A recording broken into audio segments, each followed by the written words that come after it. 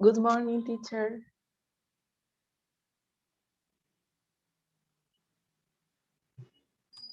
Good morning, Flor. How are you? I'm fine.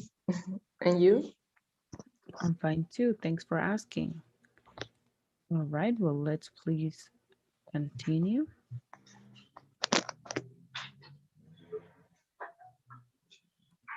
And well, remember that on a previous class we were reviewing about the present perfect tense, talking about indefinite past. Yes. All right, and we were here.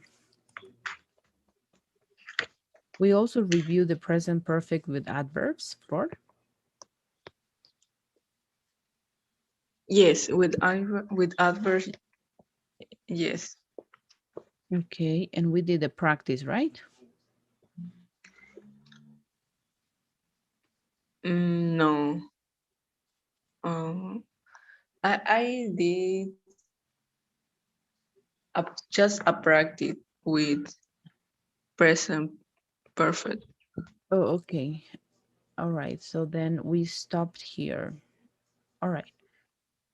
So today we're going to review on the present perfect with adverbs. And as you can see, we can use adverbs after the auxiliary and also at the end of the sentence. And well, let's please review on here. Whenever we make questions in the present perfect, we are always going to use the word ever. So have you ever ridden an elephant? Yes, I have. Yes, I have ridden an elephant in India. No, never. No, I've never ridden an elephant. The order to be making questions using this present perfect tense is the following: have, followed by the subject, followed by ever, the verb in the past participle tense, and the complement. Right? So the same for the subjects he, she, it. Has, subject, ever, past participle, and complement. And as we know, we have always two answers, yes or no. And well, it says here, to answer positively, we normally add more information. To answer negatively, we normally use never. So we can say, yes, I have ridden an elephant in India. So basically we just repeat the same question, no? Adding yes. And well, this is the word to make questions. And we said on a previous class that the adverbs that we can use are lately, recently, and just. Never, just, and recently can be used after the auxiliaries, and also these time expressions like twice and these adverbs lately, recently again, can be also used at the end of the sentence in the affirmative or negative form. And well, we often use just and recently with the simple past as well. You can use lately in the simple past. No, lately is for present perfect, always. And well, this is it. Let's please go on to the practice. Okay. There you go. Please work on this practice and let me know when you finish. Thank you.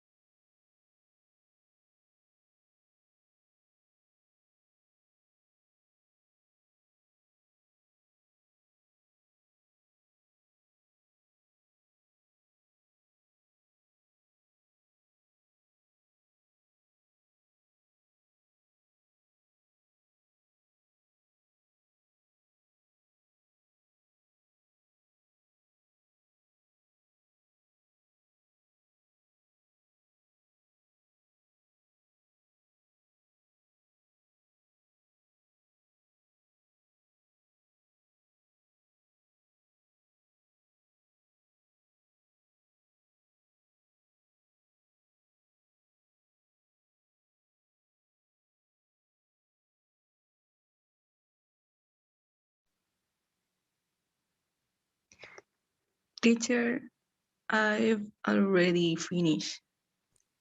All right, great. And how did you do? Very well. All right. Is there any doubts or questions that you may have about the use of adverbs in the present perfect tense?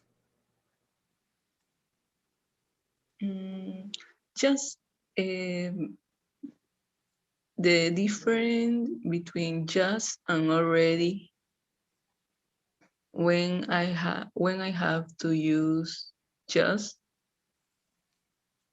Just when an action recently happened, so maybe finish at the moment you are talking about, and you said just and an already. already. Oh, okay. Already it means an action that happened, but not at the moment you are talking to. Before it can finish before. Okay. Yes.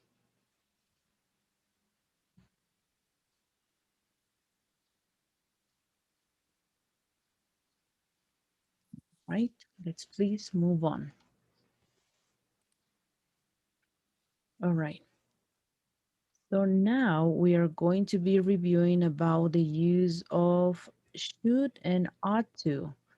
As you know, should, it's a model that we can use to give advices. And well, today we are going to see its difference with ought to. Give, should, we use to give advices or suggestions. For example, here we have an example. Please, can you read on this example? Your hair is too long. You should get a haircut. Yes. Also to a situation likely in the present, please. Mary should be at home now. Get her a call. Yes. And this one can Likely be used in the with, future. yes, likely in the future, basically to make a prediction, right?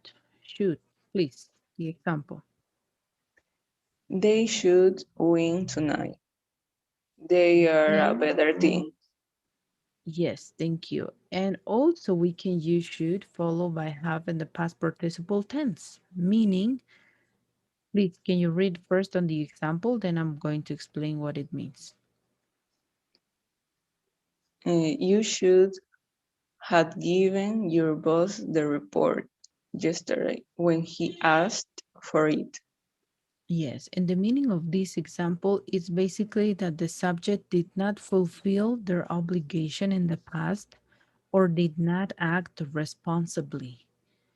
This person didn't give out the report, and that's why we are expressing that he didn't act responsibly. And the next one, should verb followed by be and a verb in the ing form. Please, these two examples. You should be wearing your seatbelt. We should be studying for the test right now. Yes, and the meaning is that the subject is not fulfilling their obligation now and is not acting sensibly. And these are the different usage of should. Now let's please review on ought to. Well, what is the meaning of ought to? Here we have specific examples about it. So, should can be replaced by ought to without a change in meaning. So that means that they mean the same. For example, you ought to study more. You shouldn't study more. It's the same. When we translate these two sentences, we will be having the same sentence, the same meaning. Note, it is very important to remember the following. Ought to sounds more formal than should, and it's used less frequently. Ought to, more formal. Should, it is used more often. All right. Ought Okay. to again. is formal and it's not commonly used. Here, we use shouldn't to advise not to do something, usually because it's bad or wrong. You shouldn't throw your little onto the street. He shouldn't play with those wires if he doesn't know what he's doing. You shouldn't work so much. So we are going to be using the negative form whenever we want to advise not to do something. And well, of course, we can also use ought not to or oughtn't to, which it will be the same, right? Remember, ought to is more formal, but it is yes, like less used, but they have the same meaning. And well, this is it. Let's please work on these two practices to review this model verb. There you go. Please work on this practice and let me know when you're done. Okay.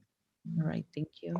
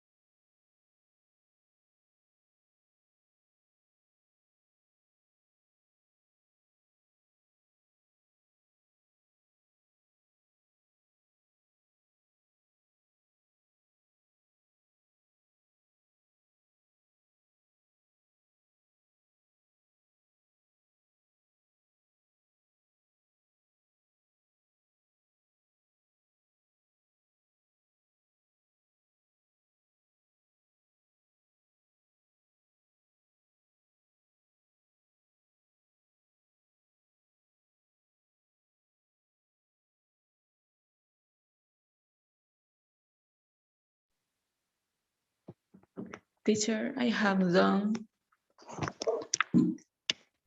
Yes, tell me. I finished. All right, okay.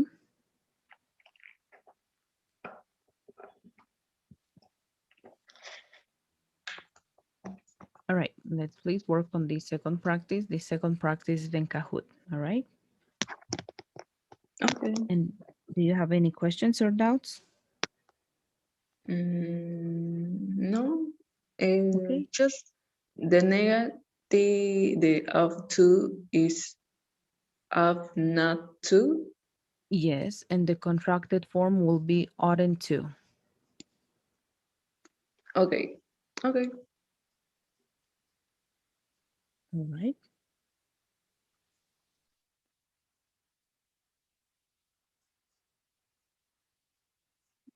Let me know, please, when you finish the second practice. Thank you.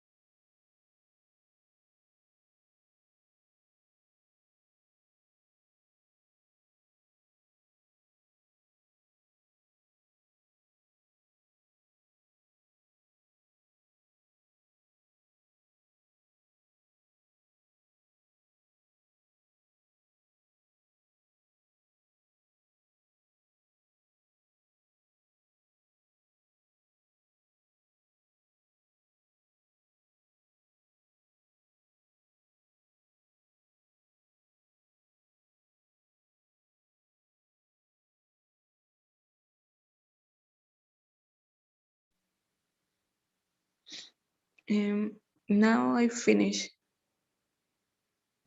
All right, very good. And how did you do on this practice?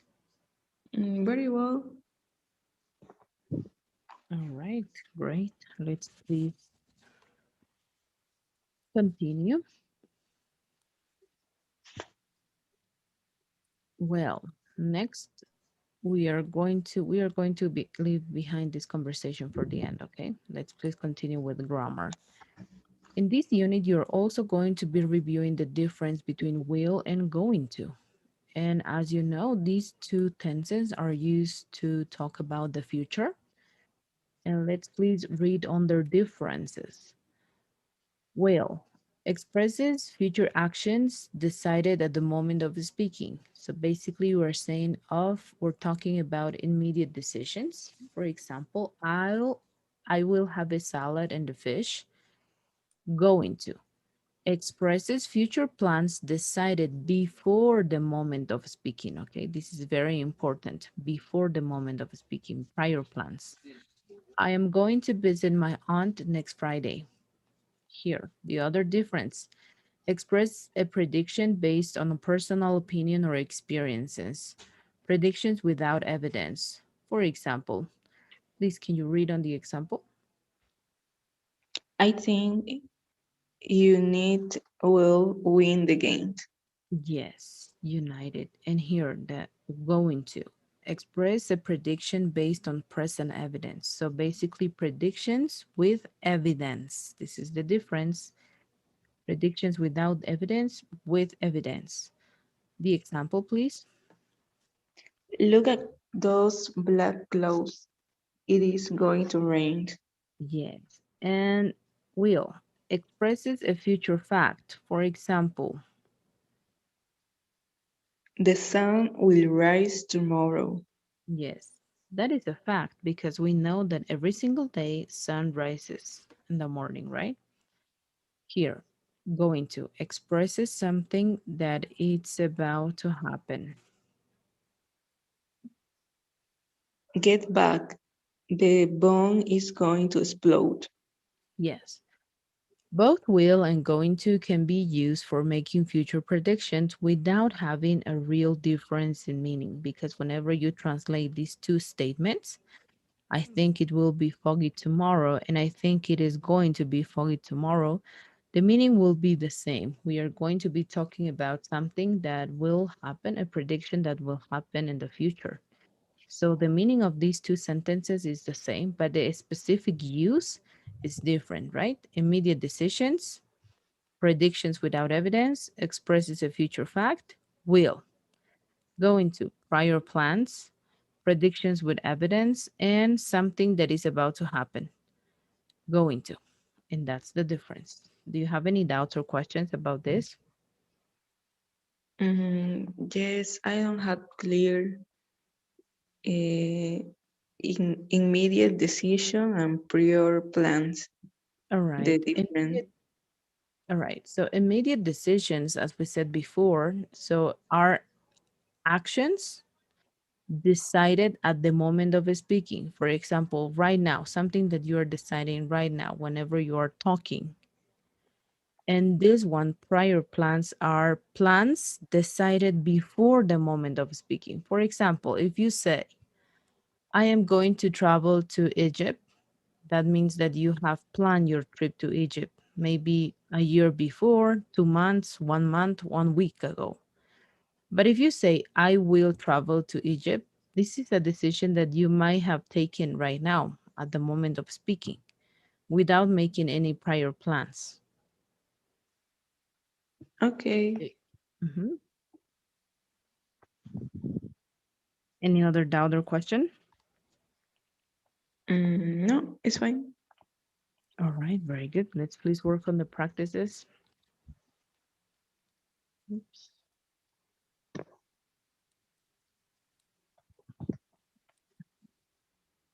There you go. That's the first practice, please. Okay. Let me know when you finish. Thank you.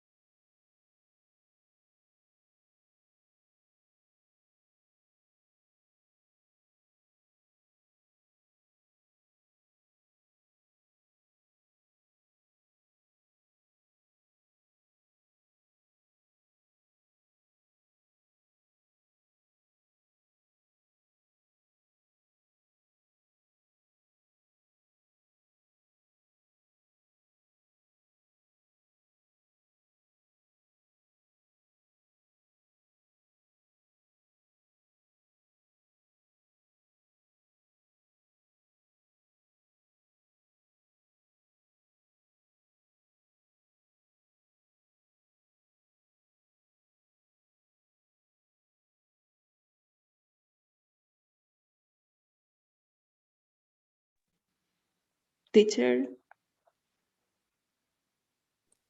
Yes. I finished. All right, very good. And how did you do in this practice? Mm, I think I did very good. All right, okay. Well, this is all the content, dramatic content about Unit 2, okay? With this, we finish Unit number 2. So don't forget about the assignments, please, are available on the platform and they have a due date, ¿no? Todas las tareas y asignaciones en la plataforma tienen una fecha límite, ¿verdad? Entonces, no olvides eso, please. Don't forget that. All right, well, let's please work on this survey and we are going to continue on Wednesday with unit number 3, please. Okay.